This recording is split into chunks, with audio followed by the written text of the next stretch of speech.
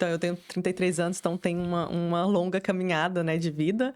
Mas vou tentar resumir até chegar no marketing pra gente A gente tem tempo, contextualizar. tá tranquilo.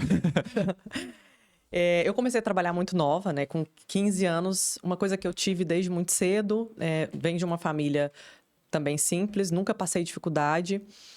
Mas tive um problema de infância, assim, com mãe, enfim. Tive uma infância bem difícil. Cheguei a morar em orfanato, tive abandono por parte de mãe. Então, tive uma infância bem conturbada, né? Morando com parentes, enfim.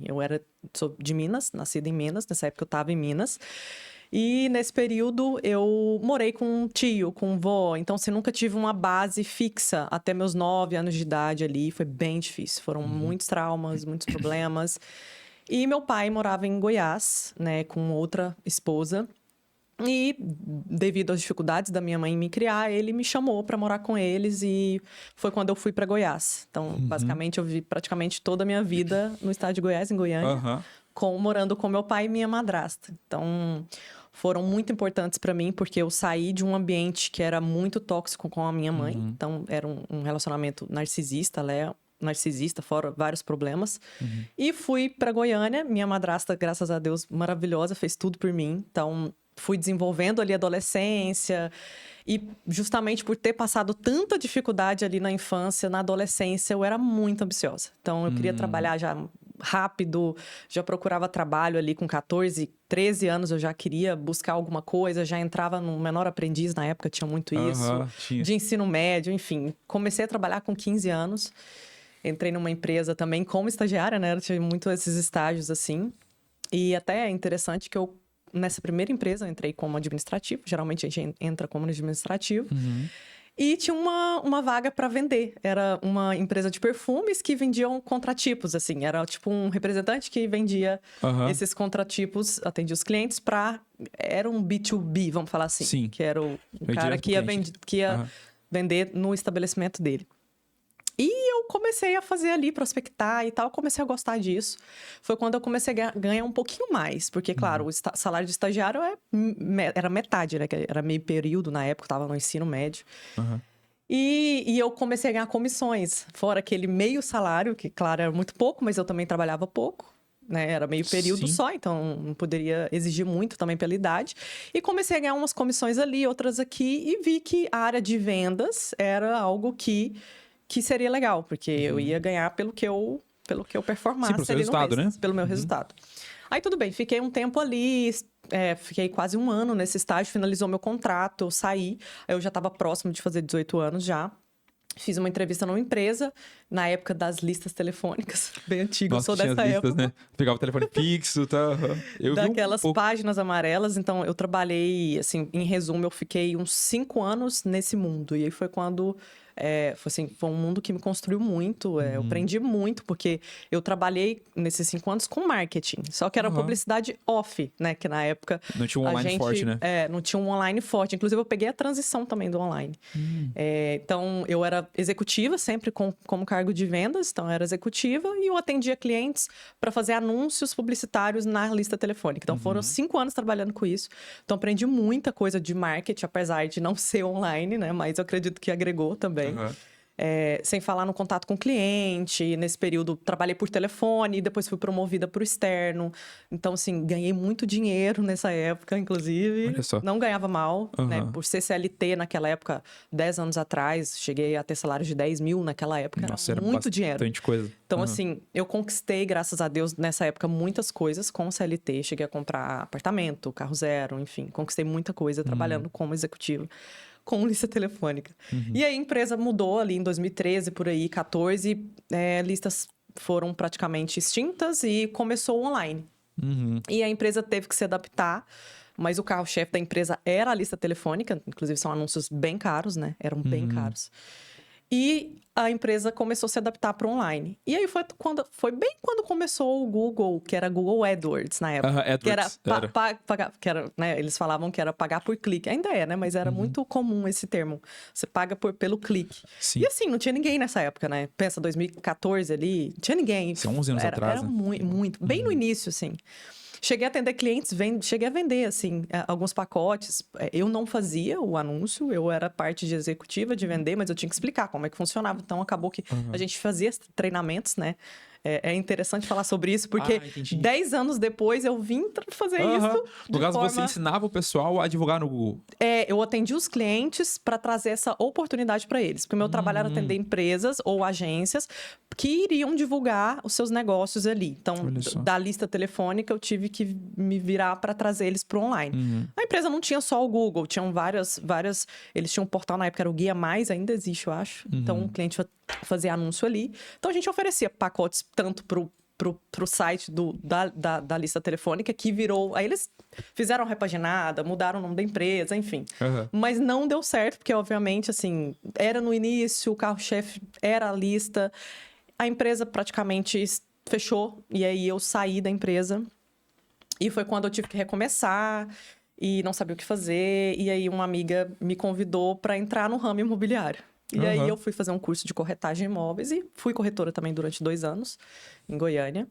Então, trabalhei era na época lançamentos, então vendia apartamentos que iam ser lançados, né? Imobiliário. No lançamento. Tipo, na planta, assim? Na planta. Cheguei a trabalhar um pouco com loteamento também, mas tudo lançamento. Tudo na planta. Fiquei 2 anos, ganhei um dinheirinho legal, foi bom, aprendi muita coisa. Também era sempre o cargo de vendas, né? Atendimento ao cliente, externo. Aprendi muita coisa. Eu sou formada em construção civil, então tinha uma correlação ali na época. E aí eu decidi fazer um intercâmbio, que eu queria, sempre quis ir para fora. E tomei essa decisão de ir para Londres, passar um tempo e queria aprender inglês também. E acabei indo. Foi bem na época de uma crise imobiliária. Teve uma crise imobiliária, acho que 2016 para 2017, mais ou menos, se eu não me engano. Começou a ficar bem difícil as vendas, minhas economias começaram, porque assim, o ramo imobiliário, como corretor, você tem que poupar. Porque você tem mês que você vai vender muito bem. Muito volátil, né? Muito volátil. Assim, eu até falo que é um pouco parecido com o nosso negócio, porque a gente também tem os altos e baixos, mas era muito volátil. Então, quando começou essa crise, eu falei, eu vou aproveitar agora e vou, antes que acabe meu dinheiro, porque eu já morava sozinha, então eu já me sustentava. Então, aproveitei aquele momento e fui para Londres. De início, fui ali para ficar 6 meses, era a minha ideia. Acabei que fiquei 3 anos. Nossa. Fiquei de forma ilegal. Não fiquei legalizada, porque assim, fui com esse intuito, mas a vida foi levando ali e acabou que eu fiquei 3 anos lá, enfim. Trabalhei de tudo que você pode imaginar, assim, de subemprego, né? Mas que a gente ganha dinheiro. Mas na Europa é diferente. Na Europa é diferente. Subemprego então, trabalhei de camareira, eu cheguei a comprar moto, coisa que eu nunca tinha feito aqui no Brasil para fazer delivery. Não me adaptei, fiquei 1 semana com a moto e fui fazer cleaner. Então, foi o que eu mais fiz nesses 3 anos. Cleaner seria a pessoa que limpa. Limpa. O nome diz. Literalmente. E assim, sou muito grata. Claro que foi muito difícil, né? A gente lida com humilhações, enfim. É o brasileiro, né, lá fora, tentando fazer um dinheiro. Literalmente era isso. E eu comecei a me questionar. Poxa, eu sempre fui executiva, eu tinha tudo. Acabou que por decisões erradas, eu vendi meu apartamento, que foi um grande arrependimento que eu tive na época, porque eu comprei um apartamento preço muito bom, que hoje seria um grande ativo que eu teria. E vendi, foi muita falta de juízo misturada com certa impulsividade para ir para lá. E, enfim, e aí decidi que eu queria fazer um mochilão e que eu ia voltar para o Brasil para tentar me readaptar de novo no mercado, né? Eu queria minha vida de volta, eu queria trabalhar, me sentir alguém, né? Não que não seja. Antes de tu ter ido pra Londres, você vendeu o apartamento, no caso? Vendi. Eu vendi tudo. Vendi meu carro, zero. Queimou as pontas total e foi... Foi assim, e todo mundo, meu pai principalmente, falou, minha filha, não vende, pelo menos o seu apartamento, vende seu carro, deixa seu apartamento. Ele já estava alugado, então ele se pagava. Entendi. Eu não tinha custo nenhum. Não ia ter um custo, entendi. Então assim, era um ativo ali que foi uma decisão errada ali, de idade também era muito nova, impulsiva, achava que a vida, que eu sempre ia dar muito, porque tudo que eu, assim, sempre fui muito bom em vendas, então todo lugar que eu trabalhei eu ganhava dinheiro, então eu achava que não ia ter dificuldade. Garantido, Tava garantido. Não, eu vou comprar outro, tá tudo certo. Toque de Midas. Eu sou Midas. E aí, assim, comecei a ficar muito cansada com esse trabalho lá e não via perspectiva. Tentei me legalizar no país, mas no Reino Unido é bem difícil o processo de legalização. Não é fácil, como, por exemplo, Portugal, que tem maiores facilidades. E eu falei, cara, ou eu vou casar com alguém aqui pra me legalizar, ou eu vou embora e vou ver o que eu faço da minha vida. Você legaliza? Lá, entendi. A única forma de se legalizar lá... Claro, tem outros, mas assim, é bem difícil, porque o Reino Unido é bem difícil. É um dos países... Até porque também estava bem saindo da União Europeia na época, então tava bem difícil. Várias situações macro aconteceram, né? Exatamente. E aí eu falei, tá, agora eu vou juntar um dinheiro e vou viajar e volto pro Brasil e tento um trabalho como executiva de novo. Tentar me readequar de novo. Fiz isso, aí eu consegui juntar um dinheiro ali, fiquei 6 meses de mochilão, então viajei bastante, foi uma experiência legal, fiz 11 países ali. Caramba! No caso, saiu de Londres e foi fazer mochilão? Saí de Londres, é porque eu não podia sair enquanto eu estava lá. Sim. Por isso eu fiquei 3 anos lá, como eu estava ilegal, se eu saísse eu não conseguia voltar. Então eu fiz uma estratégia ali para que eu finalizasse aquele período em Londres, saísse dali, fizesse o mochilão e já voltasse pro Brasil. Ah, entendi. Então, vai fazer vários países e depois voltar pro Brasil. Vários países e depois voltar pro Brasil. Mas a ideia de ir para vários países seria mesmo conhecer e voltar? Isso, foi. A ideia inicial foi conhecer. Tipo, já tô aqui, vou conhecer. Tinha uma questão espiritual também. Eu fazia yoga na época, ainda faço, né? Mas eu fazia yoga na época e eu queria ir pra Índia pra ver uma experiência de meditação. Ah, sim, entendi. Aí fiquei 1 mês na Índia também. Então tive essas experiências de autoconhecimento muito forte. Eu já buscava, eu sempre fui uma pessoa que buscava isso. E... Enfim, passei por todo esse processo, conheci 11 países, foi bem legal, tive uma experiência muito boa. Meu inglês deslanchou, porque assim, tive que me virar sozinha. Ainda ganhou repertório. Viajei sozinha. Boa demais, cultural, né? Enfim, aí voltei pro Brasil, aí foi bem na pandemia. Aí eu tive uma sorte, eu falo que foi sorte, porque quando eu tava na Índia, foi final de 2023, a pandemia já tava lá. Já tava na Ásia, né? Vamos falar 23 assim. Tava terminando, não tava? Não, 19, desculpa. Tá. É que eu confundi, era 2019.